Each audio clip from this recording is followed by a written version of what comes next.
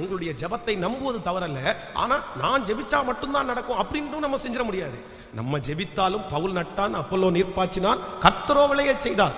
நம்முடைய ஜெபத்தை கர்த்தர் கேட்டாதான் செய்ய முடியுமே தவிர நம்ம ஜெபம் பண்ணி என்னுடைய ஜெபம் நடக்கும் அப்படின்னு சொல்லிட முடியாது.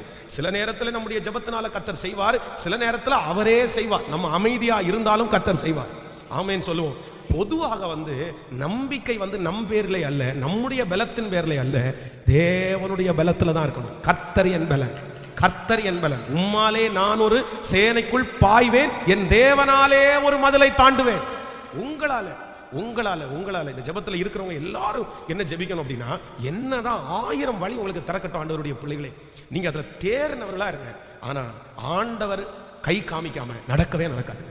விசுவாசிக்கிறீங்களா இல்லையா? நம்ம இடத்துக்காக போராடி கொண்டிருக்கிறோம், ஆயத்தமாக்குறோம், ஒரு லோன் கிடைக்கிறதுக்காக பணத்தை அப்ளை பண்ணியிருக்கிறோம். எல்லாம் நடக்குதுன்னு வச்சுங்களேன், எல்லாம் நடக்குதுன்னு வச்சுங்களேன்.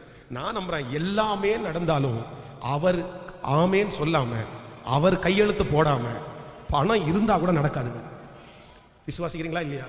நடக்கவே நடக்காது. சென்னை பட்டணத்திலே ஒரு மிகப்பெரிய ஒரு இடம் ஒரு தேவாலயத்துக்காக வாங்கப்பட்டிருக்கிறது. மிகப்பெரிய இடம், ஒண்ணுமே இல்லை, அழகா ஒரே வாரத்தினுடைய அனௌன்ஸ்மெண்ட். அந்த ஒரே வாரத்தினுடைய அனௌன்ஸ்மெண்ட்ல அவ்வளவுதான் அவங்களுடைய தேவைகள் எல்லாம் பூர்த்தி ஆகிறது. அழகாய் போய் அந்த இடத்தை ரொம்ப நல்லா வாங்கிட்டாங்க. வாங்கினா அடுத்த நாள் ஒரு கயவன் ஒரு விரோதமான ஒரு மனுஷன் அங்க ஒரு காரியத்தை செய்யறான். அவ்வளவுதான், அந்த இடத்தை சீல் வைக்கிறாங்க. கிட்டத்தட்ட இன்னைக்கு ஒரு 7 ஆண்டுகள் ஆகிறது. அந்த 7 ஆண்டுகள் ஆகியும் அந்த இடத்தை இன்றைக்கு வரையும் திறக்க முடியல. அப்போ பணம் இருக்கிறதுனாலயோ, பொருள் இருக்கிறதுனாலயோ, ஆள் பலம் இருக்கிறதுனாலயோ, நமக்கு ஞானம் இருக்கிறதுனாலயோ செஞ்சிடவே முடியாது, செஞ்சிடவே முடியாது.